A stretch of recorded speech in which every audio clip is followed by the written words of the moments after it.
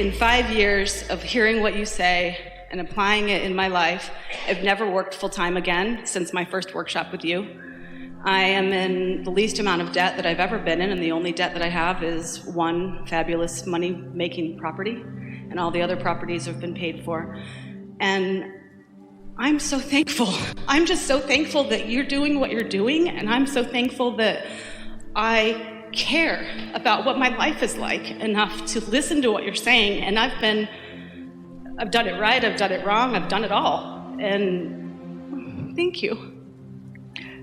Well, we like that you're doing it in a way that feels good, because that's ultimately the way that is working, isn't it? People talk about success, and we know you're having a lot of it. And we always like to say that the joy factor is the success factor, because everything else will follow. Once you get that in place, then all the other things have to follow that. Yeah, really good. They do. And so I'm wondering about the emotional guidance scale more specifically. Does everyone have the same emotional guidance scale? Well, really, it's an interesting thing, isn't it? Because the relationship between who you really are and where you are, that's what equals your scale. Who you really are and where you are? Life has caused you to become more and more and more. Now, we know it's confusing. Sometimes we talk about the scale this way, sometimes we talk about the scale this way, but this tuned into who you really are, that's the receiving mode. And so when you're in the receiving mode, you're in that love and appreciation and so forth, and the further you get from it, the worse it feels. And you have lots of different ways that you describe in words what that variance is. But of course, this is the perfect question at this point in our workshop evolution, because of course it's different for everyone, because no two people are in exactly the same place. That's why your navigational systems that you have in your vehicles or in your phones don't just have one destination and one current location. They don't all say, okay, all of you must go to Atlanta, and then we'll lead you to where you want to be. Or they don't just say, go to Atlanta, and then we'll lead you to the only place that we can navigate you to. There are infinite possibilities, aren't there? Just as there are infinite possibilities of what you might have put into your vortex and where you might be in relationship to it. So the scale itself, we mean your awareness of the emotions that you are feeling. But all of that is a variable depending upon how much you want it, how long you've wanted, how much momentum there is, how many engines you've got going that way, how many engines you've got going that way. Every emotional scale and every guidance system is individually tailored precisely to you. I love that answer. So I remember when it was up and down, and I remember when it was side to side and upstream and downstream, and I'm choosing for myself to do a lazy Susan analogy. I get to be in the middle, all the feelings are around me, and I can just turn and turn into more joy, and it's less effort for me.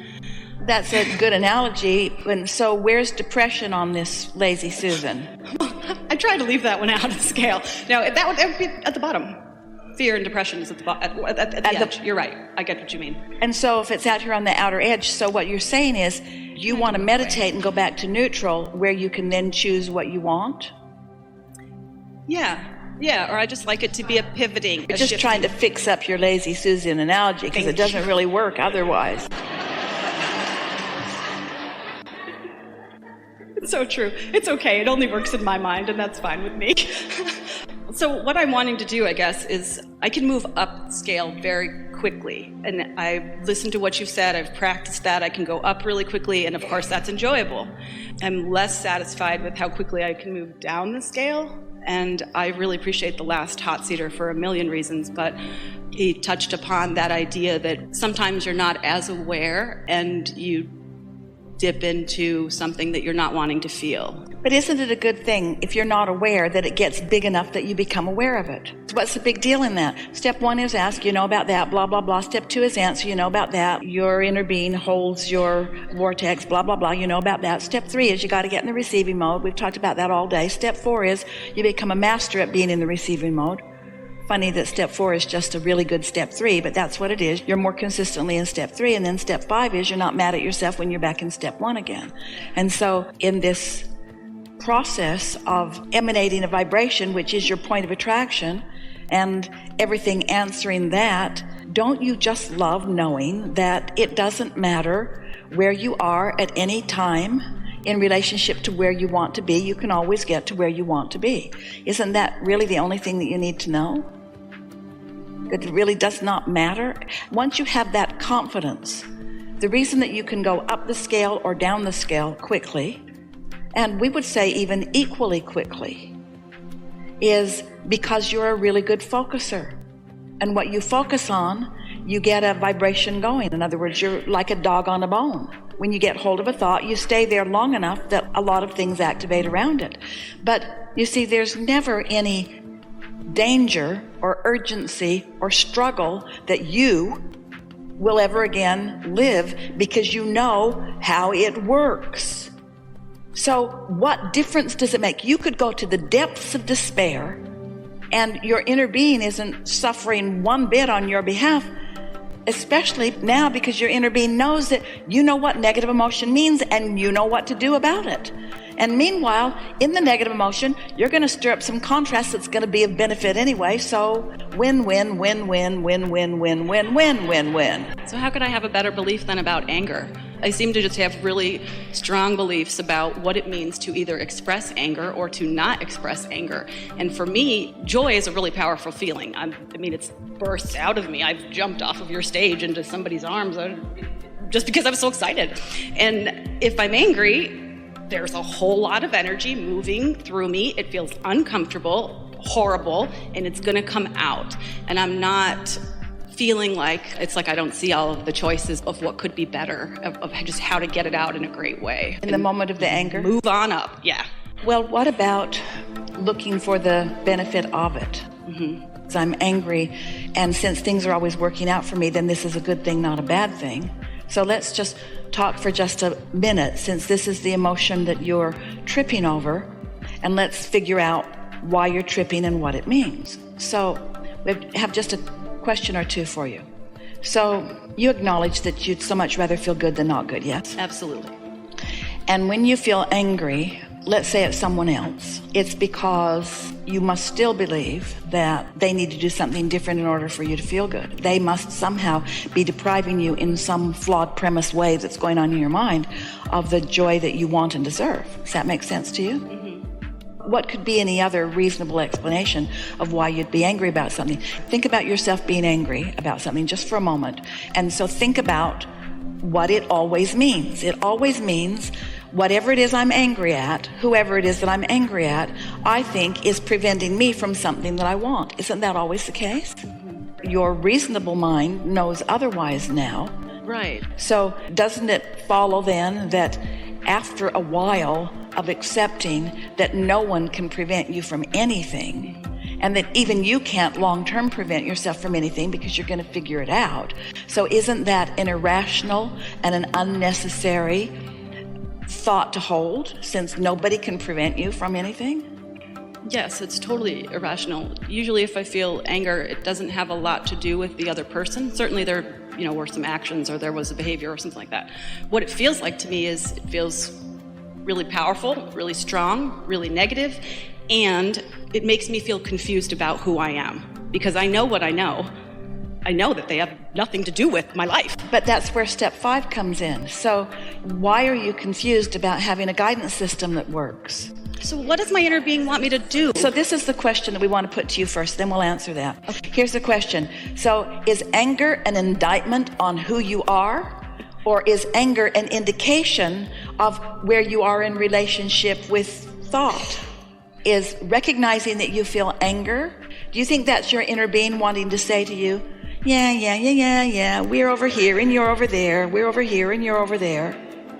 Nothing like that. Your words are really piercing and important. Makes me question who I am? Really?